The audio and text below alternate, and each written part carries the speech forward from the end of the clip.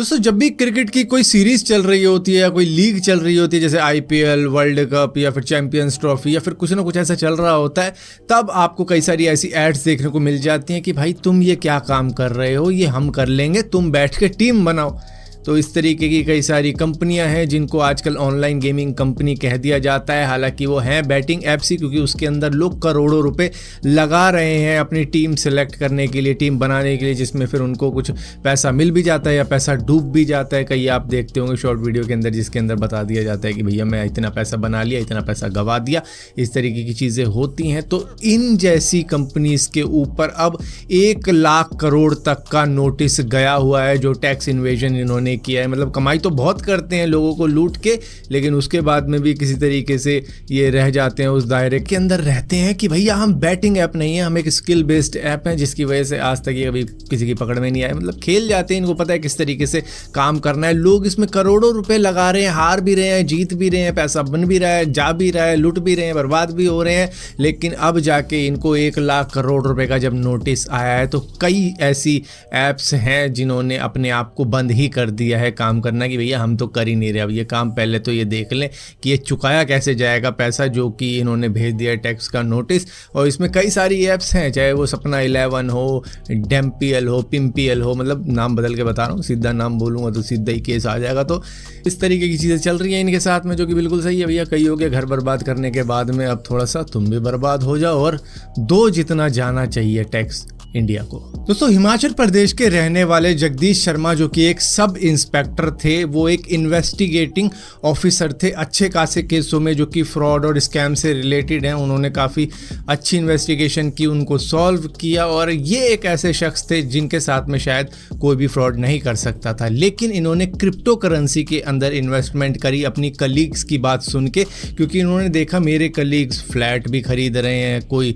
कुछ कर रहा है पैसों से तो कुछ कर रहा है, तो मतलब सब ग्रो हो रहे हैं, लेकिन मैं वहीं का वहीं हूँ, ये क्रिप्टो करेंसी के अंदर इन्वेस्ट कर रहे हैं। तो किसी ने कहा इनको इन्वेस्ट करने के लिए, तो इन्होंने 50,000 रुपये इन्वेस्ट कर दिए। 2020 की बात है। उसके बाद में इन्होंने 2021 में और पैसे इन्वेस्ट किए, करीबन 5 लाख रुपए, क्योंकि इनके पैसे वेबसाइट के ऊपर ग्रो होते हुए दिख रहे थे। इन्होंने कॉर्वियो कॉइन नाम के क्रिप्टो करेंसी के ऊपर पैसा लगाया था, जो कि एक्चुअली में कोई क्रिप्टो करेंसी थी ही नहीं, ये एक फेक वेबसाइट थी, एक फेक कॉइन था। जिसके बाद में इन्होंने सोचा कि यार पैसा तो ग्रो हो रहा है इस वेबसाइट के ऊपर, तो मैं ये पैसा निकाल देता हूँ और मुझे पैसे की ज़रूरत है। लेकिन इनको एजेंट वहाँ से कहता है कि ना सर, आप पैसे अभी मत निकालो, पैसा तो देखो ना आपका ग्रो हो रहा है, कम थोड़ी ना हो रहा है, तो आप ऐसा करो DGT कॉइन के ऊपर भी पैसा लगाओ, जो कि इन्होंने लगा डाले 2 लाख रुपए। मतलब काफ़ी बहसबाजी हुई। इन्होंने कहा कि सर पैसा बन रहा है, क्यों निकालने की ज़रूरत है, आपको तो इन्वेस्ट करना चाहिए, नया कॉइन बताता हूँ उसमें डालो। इन्होंने 2 लाख रुपये और डाल दिया। अब इनकी फैमिली इनको कहती है कि भाई तुम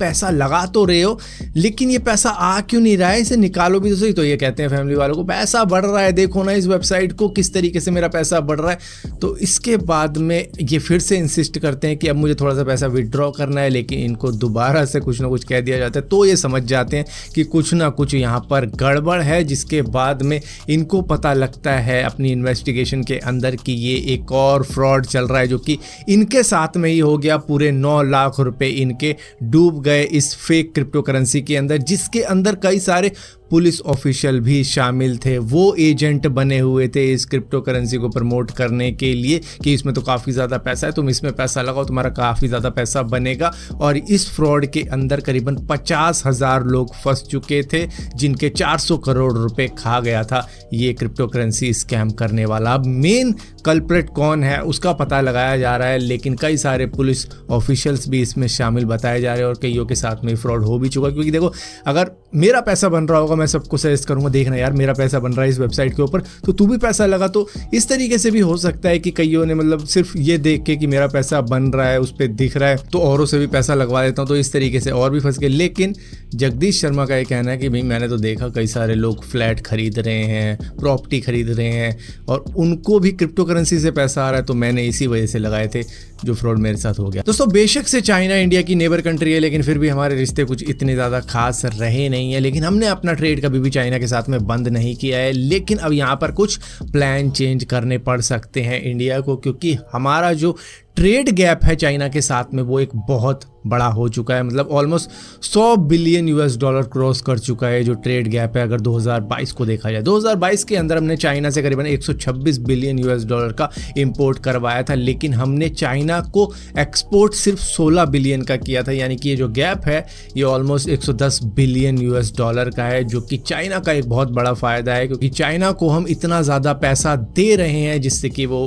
हमारे ही खिलाफ कई सारी चीज़ें करता रहता है बॉर्डर पे या फिर एलओसी पे। तो इस तरीके की चीज़ें होती रहती हैं। तो इस इनबैलेंस को कम करने के लिए यहाँ पर प्लान चेंज किए जा रहे हैं इंडिया की तरफ से, जहाँ पर चाहते हैं कि इम्प्रूवमेंट लाई जाए डोमेस्टिक मैन्युफैक्चरिंग के अंदर, और इसी के साथ साथ जो ट्रेड है चाइना के साथ में उसको भी थोड़ा कम किया जाए और अपनी dependency made in India product पे डाली जाए, ताकि हम चाइना को ज़्यादा पैसा अपने देश से ना दें। दोस्तों आपको मालूम होगा अभी इंडिया और श्रीलंका के बीच में एक फेरी सर्विस शुरू हुई थी, लेकिन सिर्फ 7 ही बुकिंग हुई थी, जो कि करीबन 2800 रुपए की हुई थी। हालांकि इस टिकट का प्राइस था 7,500 रुपए, लेकिन फिर भी डिस्काउंट के तौर पे, क्योंकि शुरुआती प्रमोशन के तौर पे 2800 रुपए में टिकट बेचे गए थे, लेकिन सिर्फ 7 टिकट ही बिके थे, क्योंकि यहाँ पर वीज़ा का इशू आ चुका था, क्योंकि वहाँ पर वीज़ा ऑन अराइवल तक नहीं था, जिसकी वजह से भाई वीज़ा का प्रोसेस लगवाओ वे कराओ, तो इस तरीके की चीज़ें हो रही थी। तो फाइनली श्रीलंका ने इंडिया के लिए वीज़ा फ्री एंट्री कर दी है कि वीज़ा के बिना ही श्रीलंका के अंदर आप घूमने जा सकते हो। तो ये जो फेरी सर्विस शुरू की गई है ये काफ़ी ज़्यादा फ़ायदेमंद होने वाली है, क्योंकि लोगों को समुद्र भी देखने को मिल जाएगा, टाइटैनिक वाली फीलिंग भी ले लेंगे 2-1 घंटे के लिए, और उसके बाद में श्रीलंका पहुंच के विदाउट वीज़ा वो घूम भी सकते हैं और उसके बाद में वापस इंडिया आ भी सकते हैं। तो यहाँ पर श्रीलंका चाहता है कि हमारा टूरिज़्म फिर से चालू हो पाए, और जो भी हमारी फाइनेंशियल कंडीशन चल रही है वो शायद टूरिज्म से ही सॉल्व की जा सकती है। दोस्तों पाकिस्तान की नेशनल एयरलाइंस, जिसको पाकिस्तान इंटरनेशनल एयरलाइंस भी कहा जाता है, वो अब बहुत तगड़े ट्रबल के अंदर है। जहां पर मैंने पिछले हफ्ते आपको बताया था कि इनके पास में पेट्रोल की कमी है। हालांकि पेट्रोल का जुगाड़ थोड़ा बहुत कर लिया था इन्होंने, कुछ फ्लाइट को उड़ाया भी था, लेकिन इनकी 322 फ्लाइट्स ऐसे ही पड़ी हुई हैं, जिसमें से 134 इंटरनेशनल फ्लाइट है। सभी पैसेंजर काफ़ी ज़्यादा दिक्कत में है कि किस तरीके से पाकिस्तान से बाहर जाया जाए, क्योंकि उनकी इंटरनेशनल फ्लाइट कैंसिल हो चुकी है PIA की वजह से। तो यहाँ पर PIA के एम्प्लॉयज़ भी सैलरी को वेट कर रहे हैं, क्योंकि उनकी सैलरी भी नहीं मिल रही है और इनके पास में पेट्रोल की भी कमी है। तो इनकी दिक्कतें कुछ इस तरीके से बढ़ रही हैं कि शायद PIA पूरी तरीके से शट डाउन हो सकता है, जैसे कि इंडिया के अंदर किंगफिशर हुआ था।